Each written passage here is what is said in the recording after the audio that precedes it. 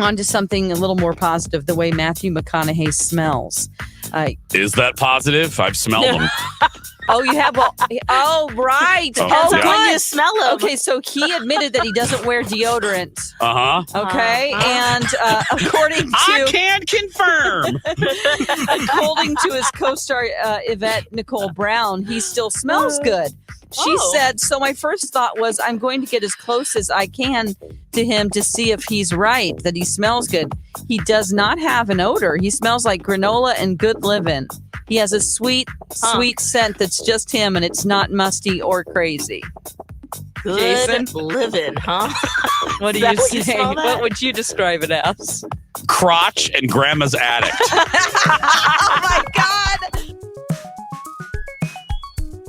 Jason and Alexis in the morning on myTalk 107.1. What's that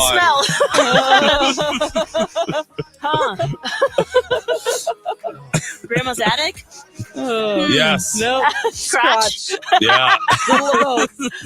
Mothballs. Congo Stinky drums. balls.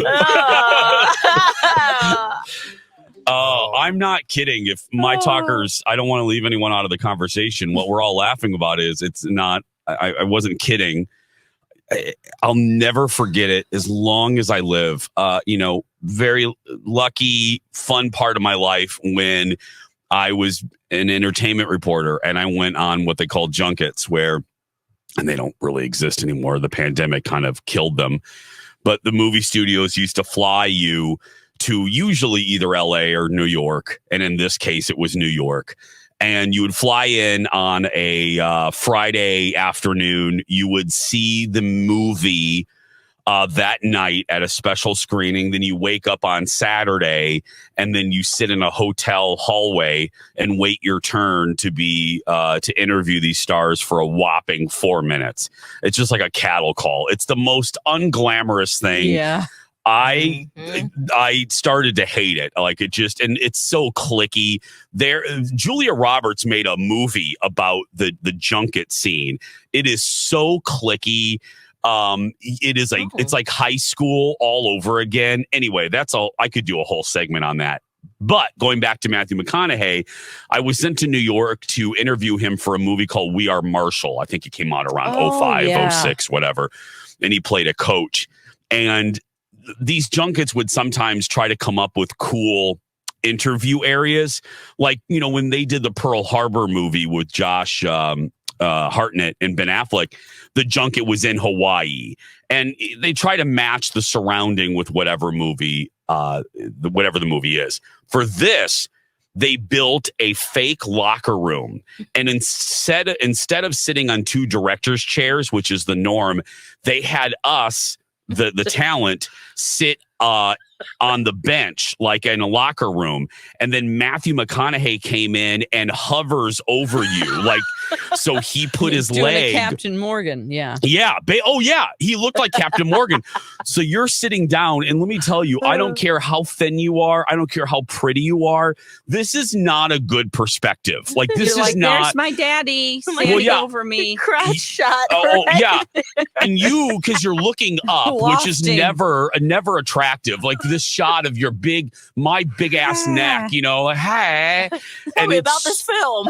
Yeah, it was so hideous. And it's a side shot. So you look, it's just awful. Anyway. Were you the last interview though, Jace? Could it have been, you could have been musty because of No, okay. I was never last because it depended on where you lived usually. And they always tried to get me out of there. That's the only reason I remember something from 18 years ago. Mm-hmm. I was always in the first or second round. And I'm sitting there and they're like, okay, Matthew will be here in just a minute. And McConaughey walks in and when he walks in, he is exactly, that's not an act. It's basic. That's Matt. Yes. That is who he is. And he walked in. I love him. He walked in. Cooler if you did. Yes. And he immediately he Captain Morgan me. He put his one leg on the bench and his crotchal region was all up in my face. Well, was he wearing shorts, Jason? Yes, he was wearing like those 70s. Kenny. He was Did wearing little those. Wooderson fall out? Oh, no. No, but he was Oh, wearing, that those would have been something. those vintage Kenny, Bury the lead. Yeah. shorts from the 70s. Sure. Yep. He was wearing, he was a coach from the 70s. Yeah. And he had a tight shirt on, and I'm looking at him and I'm like, oh my goodness, you smell, like I said, like crotch and addict, grandma's attic. And I'm trying to concentrate on asking him questions. And you're below him, so it's super awkward. Oh, I'm eye level with Mr. Happy. I'm literally, I am staring.